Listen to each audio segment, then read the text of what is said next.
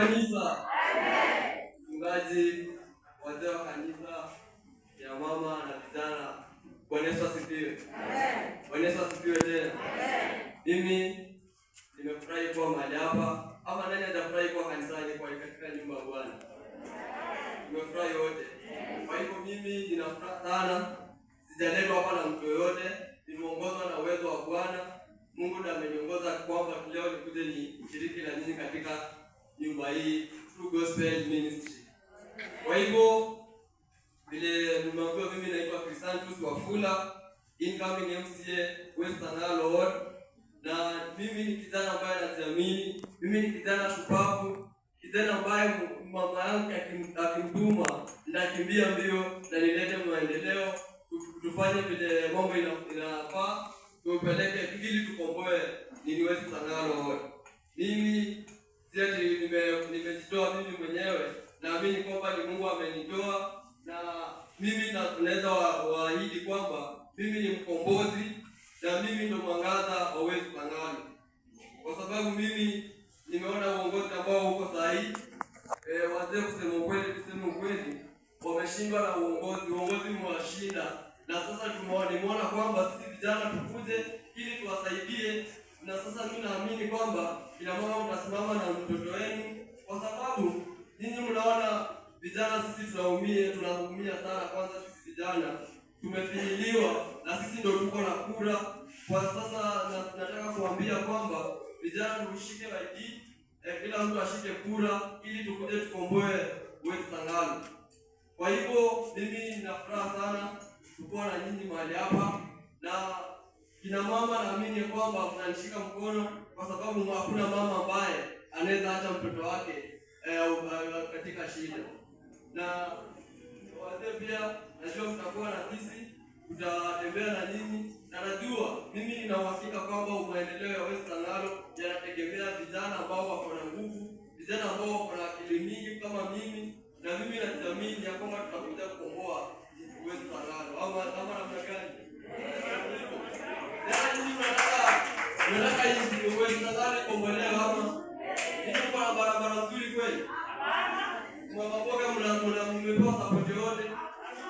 Wanabodaboda huku barabara wana vile zinafanana. Kumaanisha hao viongozi wenye wako hawaheshimu kura ya wananchi. Sasa mimi niko sure nikikuja nitaheshimu kura ya wananchi, kwa sababu nitashikana mkono na vijana, tupigane na mambo ya unemployment katika wodi yetu, tupige kwa vijana. Hata kina baba najua kuna wenye hawana kazi, lakini tutajua.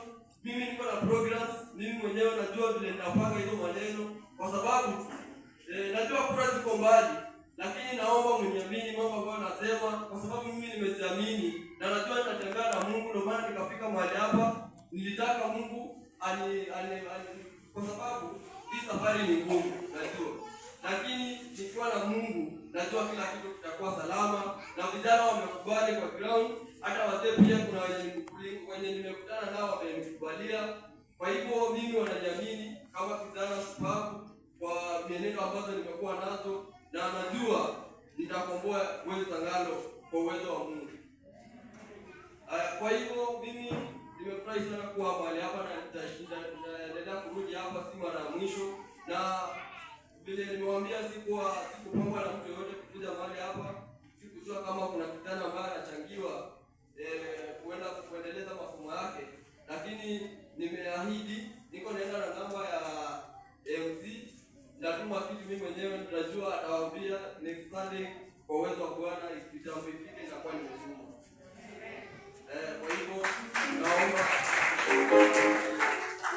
Kwa hivyo naomba mbarikiwe sana, na sitaki kuwatosha na maneno mingi. Najua kura ziko mbali, lakini kitu ambacho mimi nataka kufanya ni kuleta watu karibu, watu wananchi wote wa Western Lord karibu, ili tujue shida zao.